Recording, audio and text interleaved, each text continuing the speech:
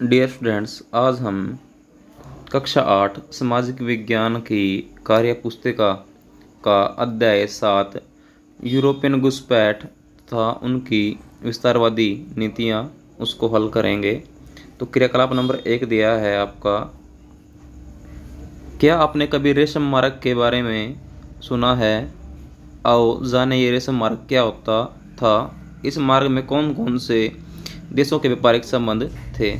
तो आपका आंसर है रेशम मार्ग प्राचीन चीन से मध्य एशिया से होकर दक्षिण पश्चिम एशिया, यूरोप तथा उत्तरी अफ्रीका तक जाने वाला थल व्यापार का जो है रास्ता था। रेशम प्राकृतिक प्रोटीन से बना रेशा है जिससे वस्त्र बनाए जाते हैं। क्रियाकलाप क्वेश्चन सेकंड है, इतिहास के अध्यापक से जानकारी प्राप्त करेंगे कि भारत आने के लिए समुद्री मार्ग की खोज क्यों करनी पड़ी। इस खोज के लिए और कितने प्रयास हुए थे? तो आपका आंसर है 15वीं शताब्दी के मध्य में तुर्कों द्वारा पश्चिमी एशिया और पूर्वी यूरोप, मिस्र पर अधिकार कर लिया गया और काफ़ी समय से प्रचलित यह मार्ग अवरुद्ध यानी बंद हो गया। नए मार्ग की खोज में बार्थोलोम्यू डियाज ने 1486 से 87 में आशा अंतरिक्ष तक के मार्ग की खोज जो है की थी और पुर्तगाल के राजकुमार हेनरी ने जो है नाविकों के लिए जो है एक विश्वविद्यालय की स्थापना की थी जहाँ पर उनको जो है प्रशिक्षण दिया जाता था। क्वेश्चन नंबर 3, आओ आपस में विचार विमर्श करें कि यूरोप के व्यापारियों एवं भारत आने वाले लोगों को घुसपैठिया क्यों कहा गया है। तो आपका आंसर है घुसपैठिया वो होता है जो हमारी अनुमति के बिना हमारे क्षेत्र में आ बैठता है और अपने लाभ के लिए हमें नुकसान पहुंचाने से भी नहीं चूकता। यूरोपीय शक्तियों ने व्यापार की आड़ में भारत के सामाजिक, आर्थिक तथा सांस्कृतिक जीवन को नकारात्मक रूप से प्रभावित किया। क्वेश्चन नंबर 4, अपनी पुस्तक के अध्याय 7 पृष्ठ संख्या 82 पर देखकर विचार कर मानचित्र के संदर्भ में यूरोपियन लोग शुरुआती दौर में भारत में कहाँ कहाँ अपनी बस्तियाँ बसाते हैं, कौन कौन से देशों द्वारा ये बस्तियाँ बसाई गई थी। तो आपका आंसर है सबसे पहला है पुर्तगाली जो कंपनी है उसने कोचिन यानी केरल, कालीकट और कन्नूर में अपनी बस्तियां बसाई थी। उसके बाद सेकंड है आपका डचों ने जो है पुलिकट, सूरत, नागपट्टनम और कासिम बाजार में अपनी बस्तियां स्थापित की थी। उसके बाद आपके जो है अंग्रेज़ यानी इंग्लैंड से जो ब्रिटेन से थे जो उन्होंने मछलीपट्टनम में अपनी बस्ती 1611 में स्थापित की थी। उसके बाद विशाखापट्टनम, फोर्ट सेंट जॉर्ज में उन्होंने अपनी बस्ती स्थापित की है। उसके बाद आपके डेनिशों ने ट्रावनकोर तंजौर में और श्रीरामपुर बंगाल में अपनी बस्ती स्थापित की थी। उसके बाद आपका फ्रांसीसी जो सबसे लास्ट में आए थे उन्होंने सूरत में 1668 ईस्वी में और मछलीपट्टनम में पांडिचेरी में अपनी बस्ती जो है स्थापित की थी। क्वेश्चन नंबर 5, आपस में चर्चा कीजिए कि ये यूरोपियन घुसपैठिए किस प्रकार भारत पर अपना प्रभाव जमा लेते हैं, उन कारणों का मंथन कीजिए। तो आपका आंसर है पहला है कमज़ोर मुगल उत्तराधिकारी। हमने पढ़ा था 1707 ईस्वी में औरंगजेब की मृत्यु के बाद उसके जो उत्तराधिकारी थे वो काफ़ी कमज़ोर थे और प्रशासन को वो नहीं संभाल पाए थे। सेकंड है भारत का अनेक छोटे छोटे राज्यों में बटा होना। थर्ड आपका आंसर है भारतीय शासकों में आपसी मतभेद एवं फूट।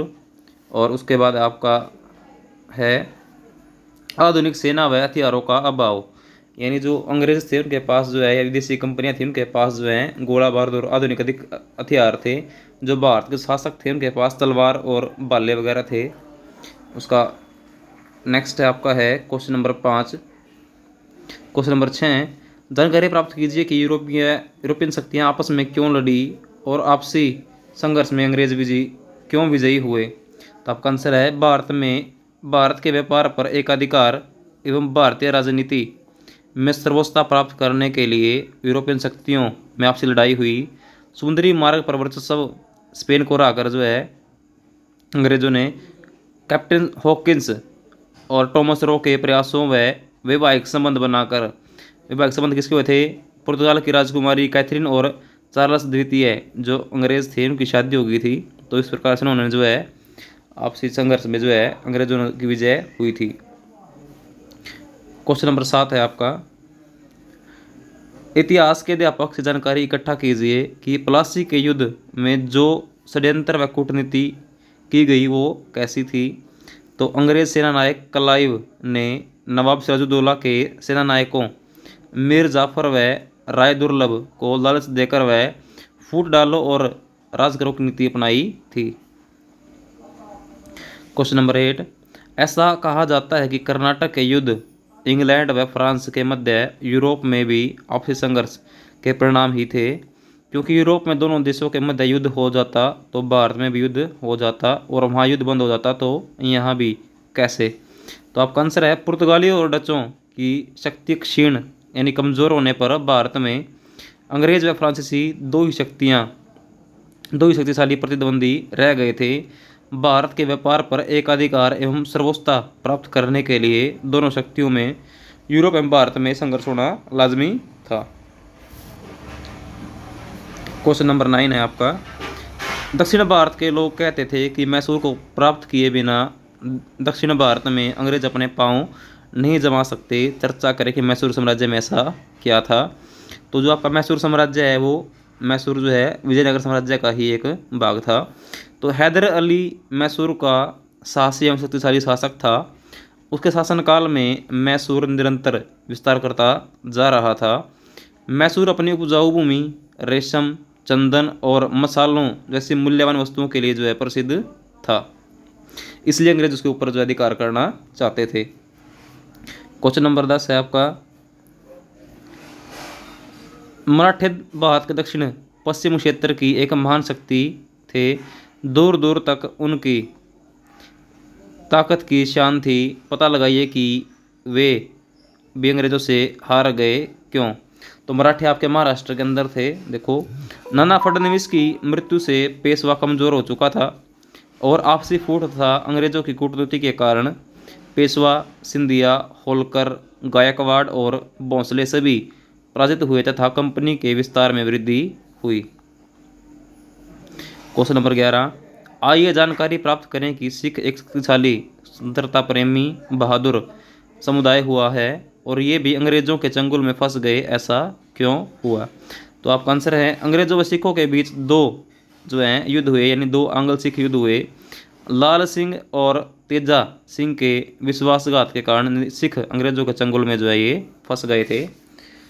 क्वेश्चन नंबर 12 है आपका, अंग्रेजों के अधीन होना और लगभग 200 वर्षों तक शोषण का शिकार होना एवं एक समृद्ध राष्ट्र से गरीब राष्ट्र के रूप में अंग्रेजों द्वारा बना दिया जाना, इस अविश्वसनीय घटना में भारतीय लोगों का स्वयं का कितना दोष है और कैसे अपने आसपास के बड़े बूढ़ों से जानकारी इकट्ठा कीजिए।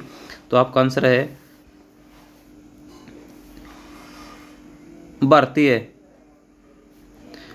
भारतीय शासकों में आपसी मतभेद एवं फूट को देखते हुए अंग्रेजों ने सहायक संधि व लैप्स की नीति अपनाकर लगभग पूरे भारत पर कब्जा कर लिया और यहाँ के संसाधनों का लगातार निकास किया, जिससे भारत जल्दी ही गरीब हो गया।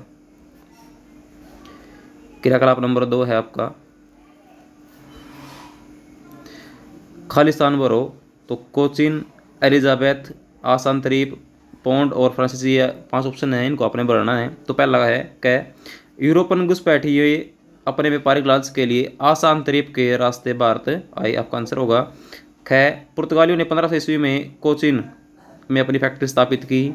तीसरा, ईस्ट इंडिया कंपनी की स्थापना के दौरान इंग्लैंड की महारानी एलिजाबेथ थी। उसके बाद गए पार्ट, भारत में यूरोपियन घुसपैठ में सबसे अंत में फ्रांसीसी आए थे। उसके बाद इंग्लैंड की मुद्रा का नाम पौंड है।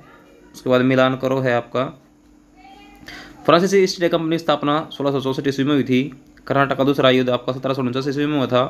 पुर्तगाली द्वारा गोवा पर अधिकार 1510 ईस्वी में हुआ था। आंग्ल मैसूर दूसरा युद्ध जो है 1780 से 84 में हुआ था और बक्सर का युद्ध 1764 ईस्वी के अंदर जो है आपका हुआ था। नेक्स्ट है, निम्नलिखित वाक्यों को पूरा करें। आंग्ल मैसूर युद्ध संख्या में हैं तो 4 युद्ध हुए थे। भारत में यूरोपियन घुसपैठ में सबसे पहले पुर्तगाली आए थे। उसके बाद आपका डेनिश ईस्ट इंडिया कंपनी की स्थापना 1616 ईस्वी में हुई थी। सहायक संधि लागू करने वाला गवर्नर जनरल वेलेजली था। 1798 से 1805 तक जो है ये गवर्नर रहा था। कर्नाटक तीसरे युद्ध में 1760 में फ्रांसीसी हार गए। स्थान कौन सा? वांडीवास का युद्ध हुआ था।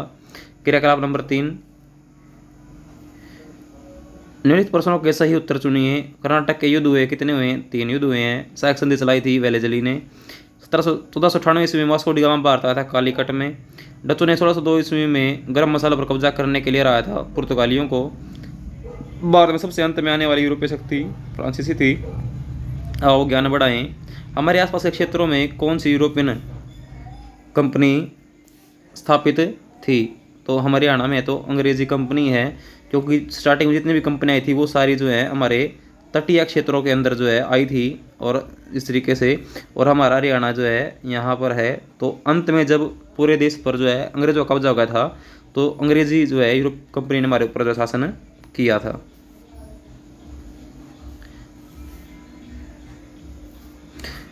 मैसूर के उस शासक का नाम लिखो जिसने हैदर अली से गद्दी छीनी। तो राजा कृष्णराज है। कर्नाटक के किस युद्ध को सप्तवर्षीय युद्ध के नाम से जाना जाता है? तीसरे युद्ध को 1756 से 1763 तक जो चला था और पेरिस की संधि से जो है ये समाप्त हुआ था। गुजरात के उस व्यापारी का नाम बताओ जिन्होंने भारत के समुद्री मार्ग की खोज में वास्को डी गामा की सहायता की थी। तो मिलिंदी था। मेडागास्कर के पास इसने बताया था रास्ता।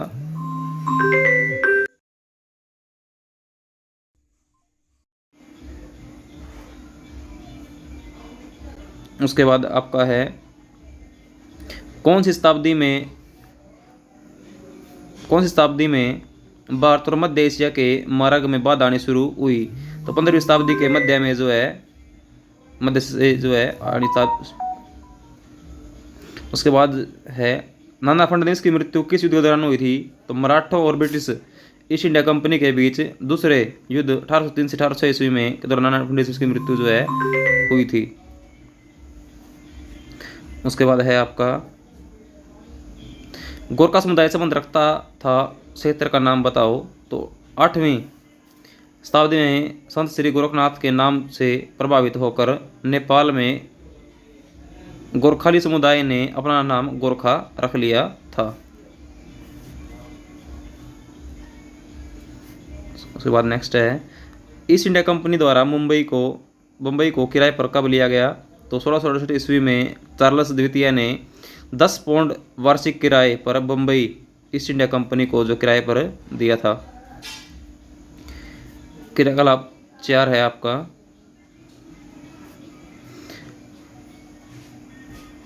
क्या ये सही जानकारी है बताइए। तो पहला है भारत में क्रमशः पुर्तगाली, अंग्रेज, डच, डेनिश और फ्रांसीसी कंपनी आई थी। तो ये बात गलत है। सबसे पहले पुर्तगाली, उसके बाद डच आए थे, फिर इंग्लिश आए थे यानी अंग्रेज आए थे, फिर डेनिश और फिर फ्रांसीसी आए थे। तो ये बात आपकी गलत है। उसके बाद सेकंड है भारत में सभी यूरोपीय कंपनियों ने शुरुआती दौर में तटीय क्षेत्रों में फैक्ट्री बनाई। ये बात सही है। तीसरा है भारतीयों की आपसी फूट के कारण ही भारत विदेशी प्रभुत्व स्थापित हुआ। ये बात सही है। फोर्थ, अंग्रेजों ने बक्सर के युद्ध के बाद कर इकट्ठा करने का अधिकार अपने हाथ में ले लिया। ये बात सही है। बंगाल, बिहार और उड़ीसा से इन्होंने ऐसा किया था। उसके बाद महाराणा रणजीत सिंह एक शक्तिशाली शासक थे। उनके होते हुए अंग्रेज पंजाब की तरफ आँख उठाकर नहीं देख सके। ये बात जो है आपकी सही है। उसके बाद है अंग्रेजों ने षड्यंत्र, धोखा, रिश्वत के सहारे भारत पर कब्जा किया। ये बात भी आपकी सही है। सेकंड है क्या हम जानते हैं। देखो अपने 7वें अध्याय के अनुसार उस समय के प्रमुख शहर कौन कौन से थे आपके? तो पलासी, बक्सर, कर्नाटक और मैसूर हमारे उस समय के प्रमुख शहर थे। सेकंड है अपने 7वें अध्याय के अनुसार प्रमुख राज्य कौन कौन से थे? तो बंगाल, बिहार, उड़ीसा, कर्नाटक, महाराष्ट्र और पंजाब प्रमुख राज्य थे। उसके बाद है अपने 7वें अध्याय के अनुसार प्रमुख 2 युद्ध, तो पलासी का युद्ध 1757 ईस्वी में और बक्सर का युद्ध 1764 ईस्वी में हुए थे। उसके बाद है आपका अपने 7वें अध्याय के अनुसार भारत में आने वाली कंपनियों के नाम, तो पुर्तगाली, डच, अंग्रेज, डेनिश और फ्रांसीसी कंपनी आई थी। उसके बाद लास्ट है आपका चारों अंग्ल मैसूर युद्ध में अंग्रेज के विरुद्ध लड़ने वाला शासक टीपू सुल्तान था। तो क्रियाकलाप नंबर 5 है, भारत के क्षेत्र में दर्शाएं। सूरत, गोवा, बम्बई, कालीकट, मछलीपट्टनम, हुगली, कासिम बाजार को आपने भारत के मैप के अंदर जो है दिखाना है। तो आपका आंसर है, देखो सूरत ये रहा गुजरात के अंदर, यहाँ पर बम्बई, गोवा, कालीकट, मछलीपट्टनम और हुगली और कासिम बाजार जो है आपके ये मैप के अंदर है।